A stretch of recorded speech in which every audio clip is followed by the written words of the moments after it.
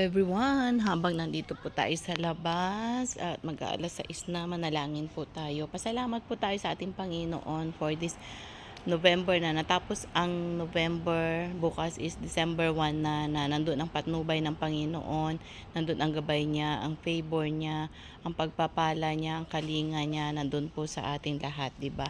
Na lagi siyang nandyan. Although dumaan man tayo sa mga pagsubok, sa mga trials, marami tayong dinaanan, pero tapat pa rin ang ating Panginoon, nandyan pa rin siya na nagpapatnubay sa atin.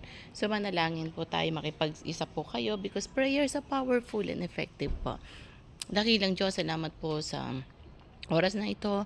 Salamat Panginoon na iningatan mong bawat isa, O Lord God, ang bawat pamilya. Lord, salamat na dumaan ang November at natapos, Panginoon, na kami ay malakas at malusog. Dumaan man ang iba sa mga trials, dumaan man sa mga problemas, naging matatag po sila, O Lord. Ang iba naman ay dumaan sa mga sakit, Panginoon, at muli binangon mo sila sa karamdaman at pinagaling, O Lord God. Ang iba naman po, Panginoon, ay dumaan sa matinding mga pagsubok, O Lord, ngunit nandyan ka at tapat ka sa kanila, O Lord God. Maraming pong salamat, Panginoon. Lord, sa oras ding ito, yung mga dumadaan pa sa mga pagsubok, sa mga kahirapan, Lord, gabayan mo sila. Ikaw, Panginoon, ang maghawak sa kanilang buhay, sa kanilang pamilya. Yung mga walang makain, bigyan mo po sila, dakilang Diyos. Yung mga walang mga pera, bigyan mo sila, O Lord. Walang mga pagkain sa hapag nila, bigyan mo, Panginoon. Yung mga may karamdaman pa, ibangon mo sila sa karamdaman, O Lord. Yung mga nanghihina, palakasin mo, O Lord God, body, soul, and spirit nila, O Lord. At patuloy na maghari ka, patuloy na gumalaw ka sa kanila, patuloy na ikaw ang Diyos at tapat na Diyos, O Lord God. Marami man, Panginoon, ang mga prediction, marami man ang mga prophecy na mangyayari, O Lord, sa ibabaw ng mundo. Ngunit alam po namin, Panginoon, na mas tapat kang Diyos. Alam po namin na meron kang gagawin. Alam po namin na ikaw ay ang himalang Diyos at ikaw ang Diyos na gagawin mo, Panginoon, upang proteksyonan at ingatan ang iyong mga anak, O Lord God.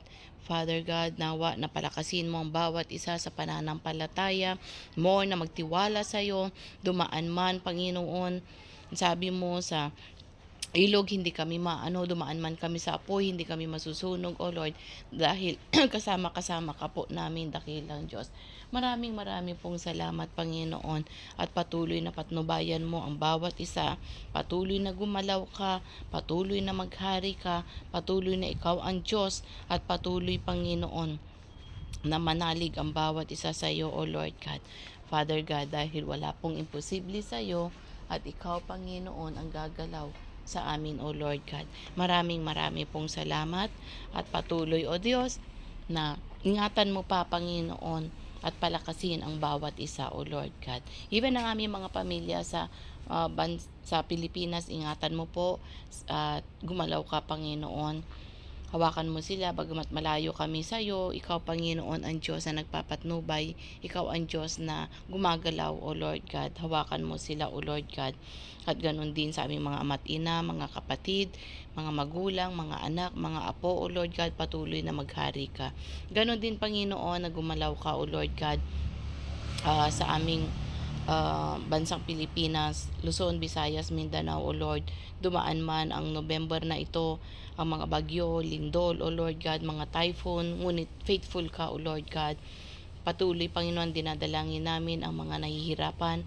Patuloy, Panginoon, i-comfort mo sila. Patuloy, Panginoon, na gumanda ang aming kapaskuhan, O Lord God, sa Pasko, O Lord God.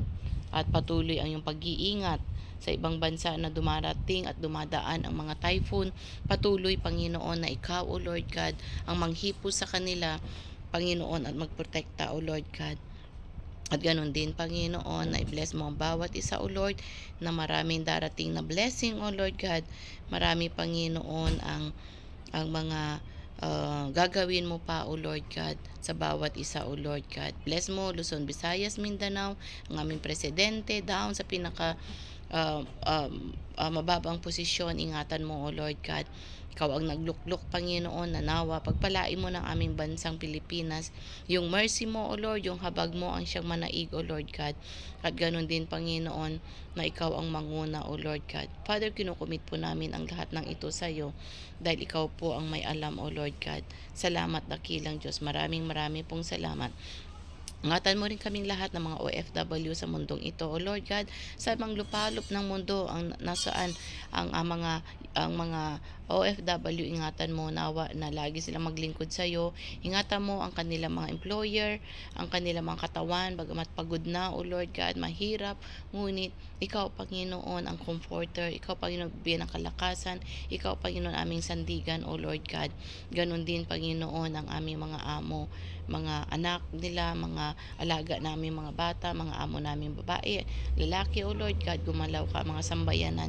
Salamat po dahil pinapatuloy kami, iniingatan kami, at sinesweldohan kami, O Lord God. Father, dinadalain po namin sa oras na ito yung mga OFW na naghahanap ng trabaho, bigyan mo po sila at makasumpong, bisahan mo po sila, ang medical na maging clear, O Lord God.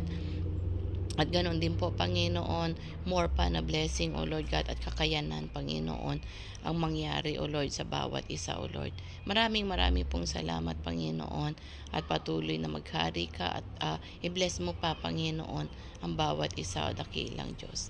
Salamat pong muli, O Lord God, at kinukumit po namin ang lahat ng ito ng papuri, pasasalamat sa iyo lamang, Panginoon, sa Jesus namin tagapagligtas. Amen and amen and amen. Muli, mga kapatid, kung kayo ay nanalangin din, i-claim po natin at angkinin natin at may pasasalamat at mangyayari po ang lahat dahil tapat po ang ating Panginoong Jesus. So muli po, shalom, shalom, and God bless you all, and bye for now.